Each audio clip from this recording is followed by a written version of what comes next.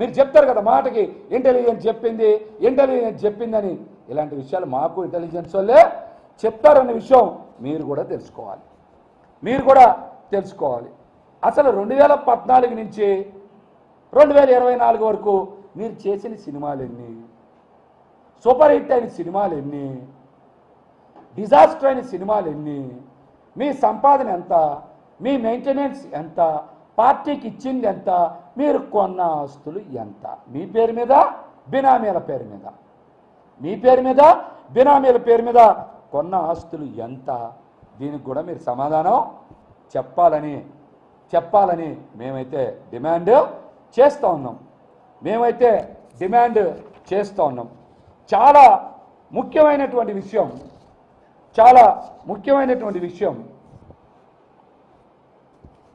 పదే film industry మా మీదే బతుకుతుంది.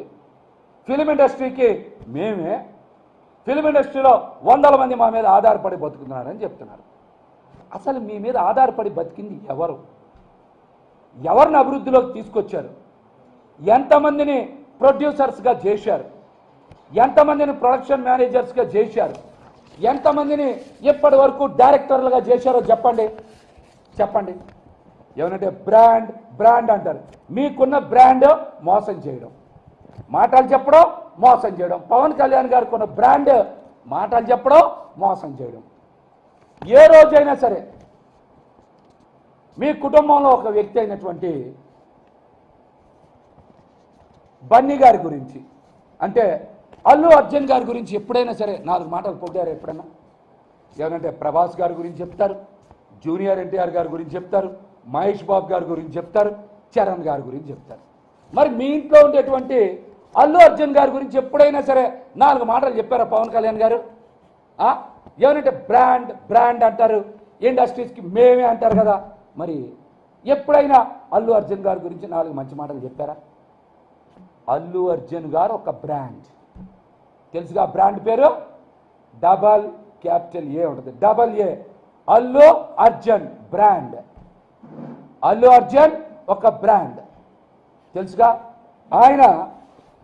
ఆయన మీకు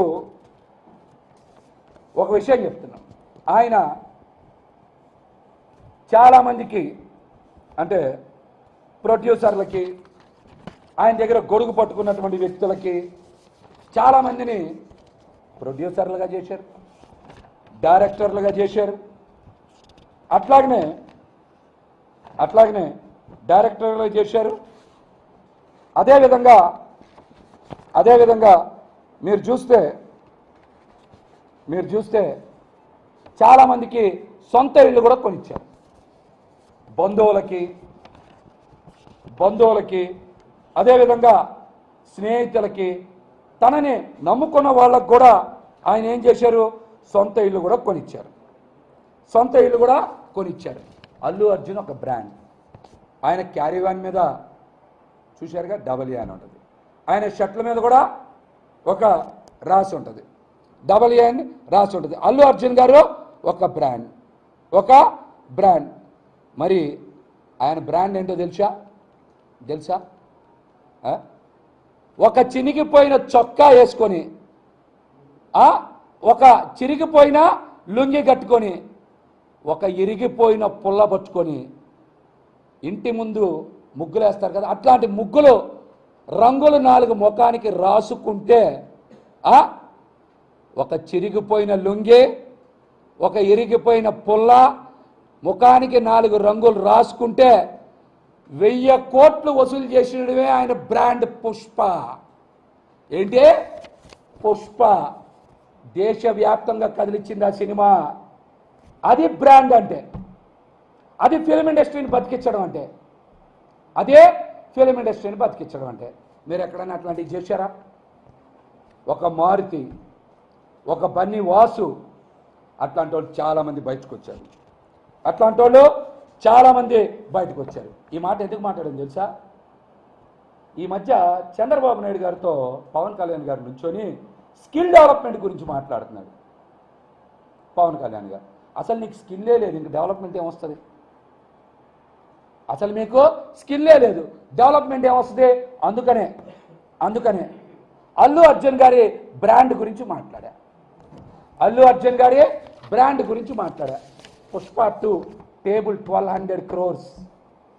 పుష్ప 2 టేబుల్ 1200 crores అంట. నాకు తెలియదు, సినిమాల మీద పెద్దగా నాలెడ్జ్ లేదు. 1200 crores అంట. మరి ఇండస్ట్రీ ఎవరి మీద బతుకుతుంది? ఎవరికి ఉపయోగపడుతున్నారు? ఎవరిని పెంచుతున్నారు? ఎవరిని పెంచుతున్నారు? ఎవరైనా సరే బన్నీ గారి దగ్గర నేను ఒక 4 పేర్లు చెప్పా. మీ దగ్గర ఇలా పెరిగిన వాళ్ళ పేర్లు చెప్పండి. ఎక్కడైనా సరే ఇట్లాంటి పెరిగిన వాళ్ళ పేరు చెప్పండి. గణేష్ అనే ప్రొడక్షన్ మేనేజర్ గొడుగు పట్టుకున్న వ్యక్తి గణేష్ని ప్రొడక్షన్ మేనేజర్ చేశారు బన్నీ గారు. ఇట్లాంటి ఏమైనా మీ దగ్గర ఉంటే చెప్పండి.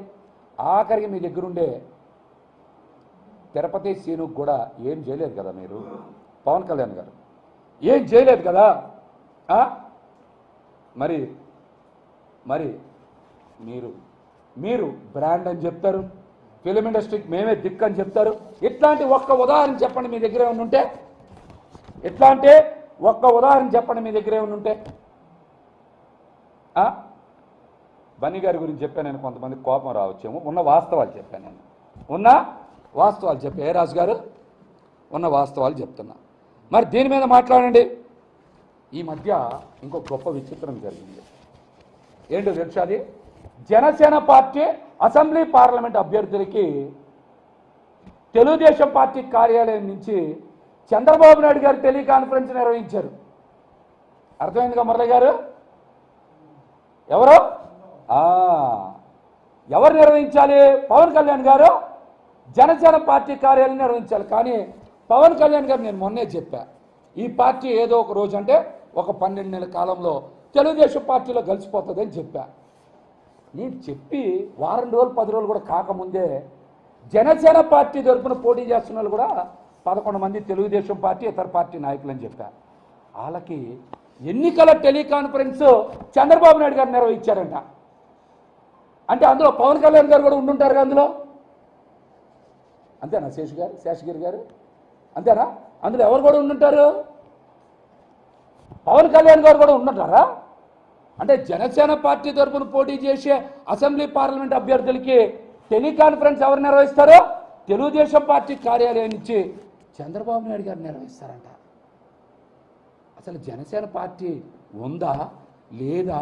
ఎన్నికలకు ముందే విలీనం చేశారా? దీనికి పవన్ కళ్యాణ్ గారు సమాధానం చెప్పాలి. దీనికి పవన్ కళ్యాణ్ గారు సమాధానం చెప్పాలి. కాపు యువత మీ మీద ఎన్నో ఆశలు పెట్టుకొని మీరేదో పెద్ద స్థాయికి వెళ్ళిపోతారని వాళ్ళందరూ పాపం కష్టపడి పనిచేసి మీ వెనకాల తిరుగుతుంటే వాళ్ళని అలా మోసం చేసి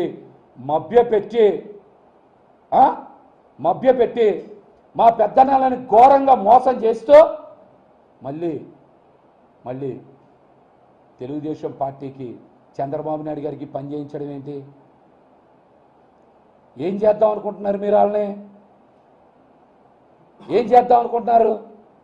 దీనికి మీరు సమాధానం చెప్పాలి. దీనికి మీరు సమాధానం చెప్పాలి. ఇంకొక ముఖ్యమైన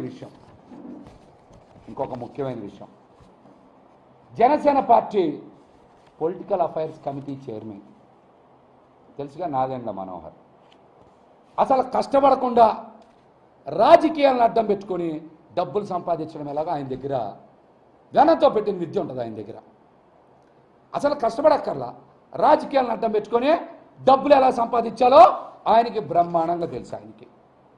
ఆయన పవన్ కళ్యాణ్ గారితో ఒకరిద్దరు వ్యక్తుల్ని కల్పించి కేవలం ఇద్దరు కూర్చునే 10 కోట్ల రూపాయలు విలువ చేసే స్పోర్ట్స్ కార్ని కొనుగోలు చేశారు.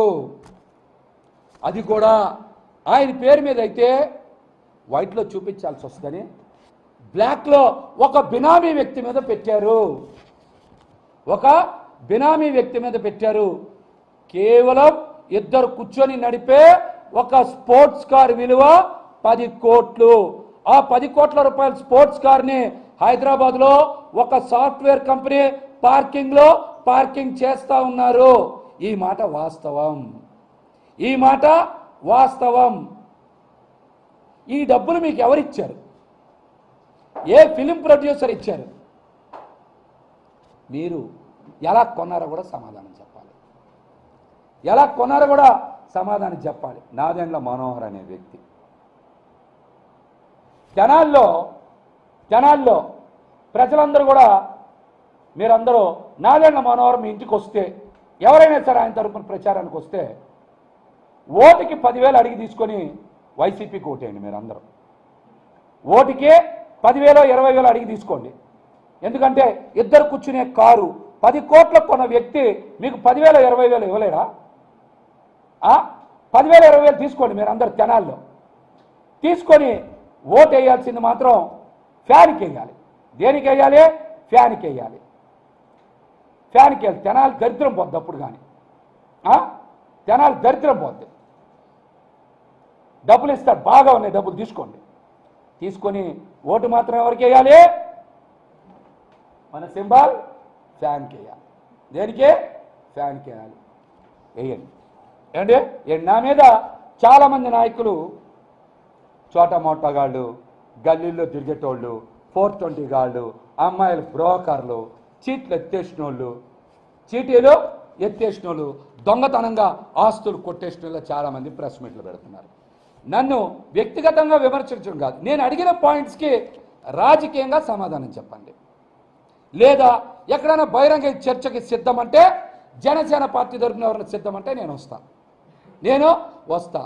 అంతేగాని ఇష్టానుసారం కారు కోతలు, పిచ్చి పిచ్చి కోతలు కూస్తే తప్పనిసరిగా మేము కూడా మరింత ధీటుగా సమాధానం చెప్తాం. మీ మీద ఉన్న అన్ని ఆధారాలు బయట పెడతాం. నేను అడిగిన అన్ని ప్రశ్నలకి జనసేన పార్టీ అధ్యక్షులు పవన్ కళ్యాణ్ గారు ఈ రాష్ట్ర ప్రజలకి సమాధానం చెప్తారని ఆశిస్తా ఉన్నా.